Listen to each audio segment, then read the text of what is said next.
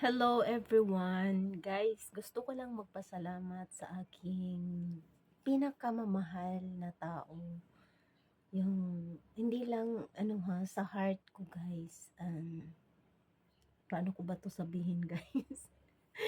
Gusto kong magpasalamat sa kanya. All the love shared to me, all the kindness, all the blessing he shared to me. Siya yung love of my heart, guys. Baka mag-jealous yun kasi nagpasalamat ako sa iba. At sa kanya ay hindi talaga ako nakapagpasalamat ng live ng ganitong video. No, sa amin-amin lang yung dalawa. Pero sa ngayon, guys, gusto ko lang isabihin sa inyo na magpasalamat talaga ako sa kanya. All the things, all the love, all the blessings, all the kindness he shared to me, he shared to my family, he shared to all the love. Yes guys, gusto ko lang, I want to say thank you so much, mahal. Thank you very much for all until this year, until this time, until this month.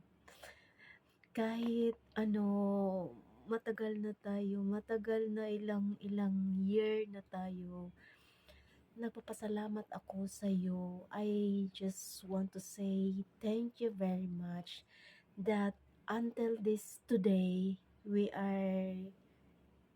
are here, you are still here until today, until this year. No, nagpapasalamat ako sa iyo. Thank you so much. Thank you so much, mahal. Thank you so much sa lahat. All the love, all the kindness, all the blessings you shared to me. Thank you very much. And I want to say that um I'm always waiting for you. I'm always here waiting for you, mahal.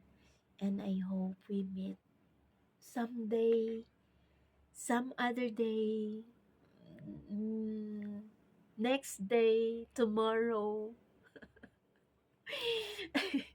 Yes guys, kasi yung tagal na namin hindi nakikita at kahit ganito lang yung communication namin ay talagang um, nagpapasalamat pa rin ako sa kanya sa lahat ng mga tulong, sa lahat ng especially their love inside his heart for me and for my family, for all.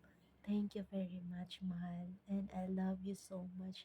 And I'm always here for you. I'm always waiting for you. Sana, I hope na hindi next year we meet in person. Thank you very much. I love you. I love you very much and I miss you. I love you until sa kahangturan. Miss na kita. I love you so much.